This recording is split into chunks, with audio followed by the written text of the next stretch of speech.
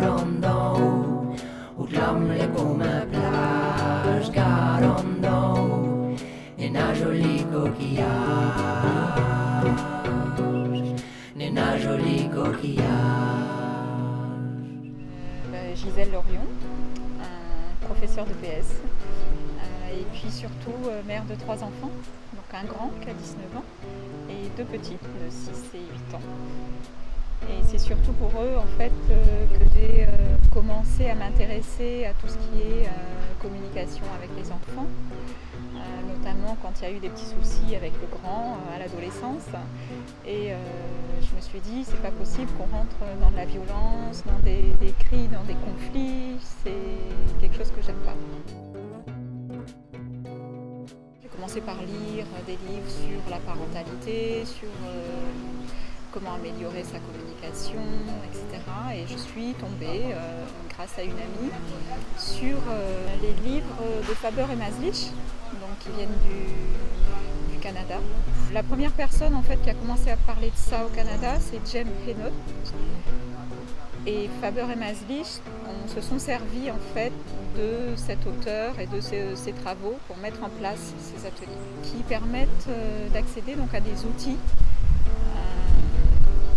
Donc en respectant et le parent et l'enfant pour améliorer cette communication avec les enfants. Quand j'ai découvert ça, ça m'a tout de suite passionnée.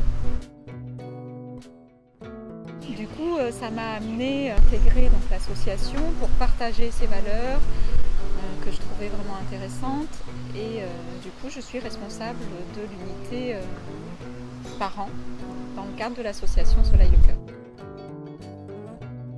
Les ateliers qu'on avait mis en place l'année dernière, donc parler aux enfants pour qu'ils les écouter pour qu'ils parlent, c'était adapté dans les outils aux enfants, mais la démarche en elle-même de communication peut très bien se faire entre adultes, puisqu'elle est à la base de respect, d'écoute de l'autre, de compréhension de l'autre, et forcément quand on va là-dedans, ça permet d'une meilleure relation, quels que soient les individus qu'on a en face, que ce soit des enfants ou des adultes.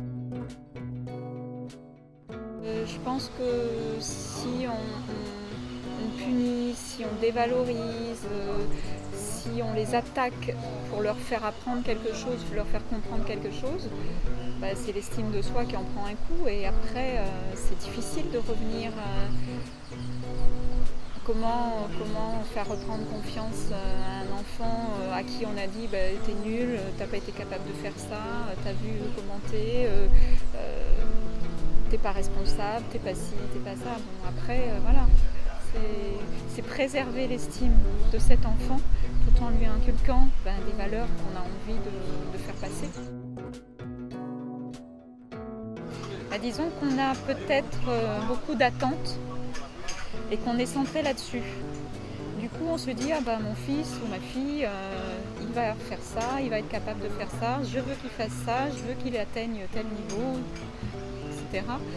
Et on n'est plus attentif à ce qu'il est capable de faire réellement. Et effectivement, on oublie que les attentes ne sont pas forcément réalistes avec ce qu'est capable de faire l'enfant ou ce qu'il est capable de comprendre. Donc il faut déjà écouter, savoir ce que lui il a envie, ce qu'il est capable de faire, pourquoi peut-être s'il n'a pas envie, pourquoi il n'est pas capable. Et après, peut-être l'aider, si on a envie, à l'amener à évoluer. Mais c'est vrai que si on ne sait pas pourquoi, au départ, il n'a pas les mêmes attentes que nous, ça va être un conflit obligatoirement. Les ateliers Faber et Maslich, qui sont, il y en a des spécifiques pour les enfants un peu plus petits, il y en a pour les adolescents, il y en aura d'autres sur l'enseignant. Donc ces ateliers vont nous apporter des outils pour être plus à l'écoute de l'enfant, pour le comprendre et après adopter une attitude qui va faciliter la communication avec l'enfant, qui va le faire parler, nous expliquer ce qu'il est, ce qu'il veut et essayer de mettre en adéquation en fait, les attentes des parents et les attentes des enfants. C'est ouvert à tous les adultes qui ont envie de partager d'améliorer leur relation avec les enfants ou même les autres personnes qui les entourent. Petit, je pense que c'est délicat parce qu'il y a des choses quand même qu'il faut comprendre, il faut avoir certaines connaissances, on va dire. Mais un adolescent, pourquoi pas? Les ateliers ne sont pas mis en place pour culpabiliser. Hein. Alors, tous les parents, j'imagine, on fait le meilleur de nous-mêmes, on essaye de mettre en place les meilleures choses possibles. Juste, c'est vrai qu'on n'est pas conscient de certaines choses et les ateliers sont là pour ça, nous faire prendre conscience. Il faut répéter, il faut refaire. Parfois, c'est difficile à mettre en place parce qu'on n'a pas l'habitude d'utiliser ces mots-là, on n'a pas l'habitude de cette démarche. C'est pas facile à mettre en place. Petit à petit, quand même, on voit une évolution, un changement dans les réponses des enfants.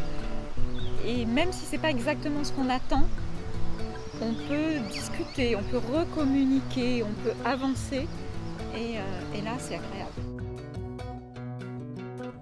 Nous vous donnons rendez-vous à l'école des Flamboyants à partir du 24 octobre. Donc des ateliers qui se feront toutes les semaines, le vendredi soir, à partir de 18h.